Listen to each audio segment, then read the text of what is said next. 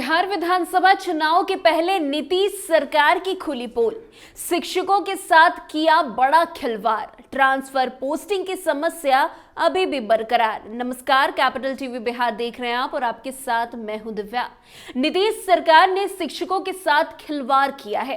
शिक्षकों की समस्या का समाधान होने का नाम नहीं ले रहा है। ट्रांसफर एक अबूझ पहेली सी बन गई है। शिक्षा विभाग के निर्णय से शिक्षकों को समझ में नहीं आ रहा है कि वे क्या करें।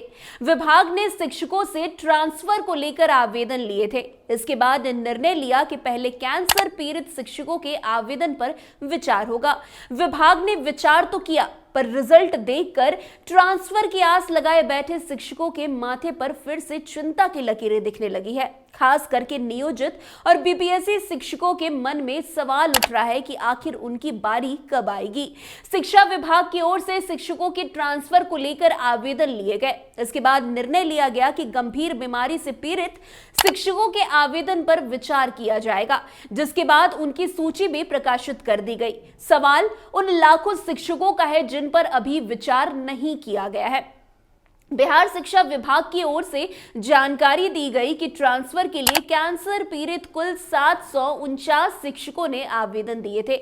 उसमें से सिर्फ 35 शिक्षकों के ट्रांसफर आवेदन को स्वीकृति दी गई है। इसमें वे शिक्षक शामिल हैं जो नियोजित हैं। इनमें भी नियोजित और बीपीएससी शिक्षकों के आवेदन पर विचार नहीं किया गया है। इनमें वे शिक्षक शामिल हैं जो नियमित हैं। इनमें भी नियोजित और बीपीएससी शिक्षकों के आवेदन पर विचार नहीं किया गया। नियमित शिक्षक वे हैं जो लालू और राबड़ी के शासनकाल में नियुक्त किए गए थे।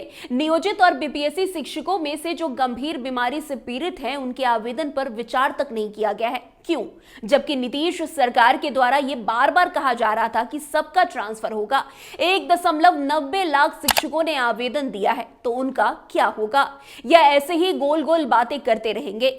आपको बता दें, शिक्षा विभाग के अपर मुख्य सचिव के द्वारा यह कहा गया कि पहले गंभीर बीमारी से पीड़ित शिक्षकों का ट्रांसफर किया जाएगा, लेकिन जब यह शुरू हुआ तो केवल नियमित 35 शिक्षकों का ट्रांसफर किया गया। इनमें नियोजित और बीपीएससी शिक्षकों के आवेदन पर विचार तक नहीं किया गया। अब सवाल उठने लगा है कि नियोजित और बीपीएससी से बहाल शिक्षक जो गंभीर बीमारी से पीड़ित हैं, उनका ट्रांसफर कब होगा? हालांकि शिक्षा विभाग की ओर से इस पर कोई अभी तक बयान नहीं आया है।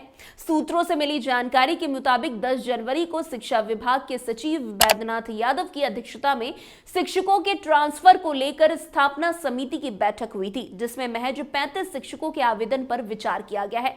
इस श्रेणी में जितने भी आवेदन मिले उसमें 47 नियमित शिक्षक, 260 विद्यालय अध्यापक और 452 नियोजित शिक्षकों को मिलाकर कुल 759 आवेदन मिले। वैसे इस आवेदन पर विचार करते हुए अंतर जिला ट्रांसफर और जिला के अंदर ट्रांसफर किया जाना था। नियमित शिक्षकों से मिले 47 आवेदनों की जांच की गई। 3 जनवरी को हुई जांच में स्थापना समिति ने समीक्षा की। उसके बाद 35 आवेदन को स्वीकृति दिया गया।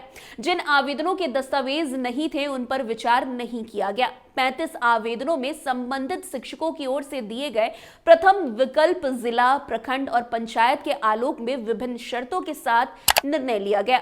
बताया जा रहा है कि अंतर जिला ट्रांसफर मामले में शिक्षक का ट्रांसफर जिला शिक्षा पदाधिकारी के आदेश से किया जाएगा। ये शिक्षक वर्तमान ट्रांसफर के स्थान पर जिला शिक्षा पदाधिकारी से विरमित होकर नए स्कूलों में योगदान देंगे। संबंधित जिले की ओर से पदस्थापना का आदेश एक कार्य दिवस में लिया जाएगा।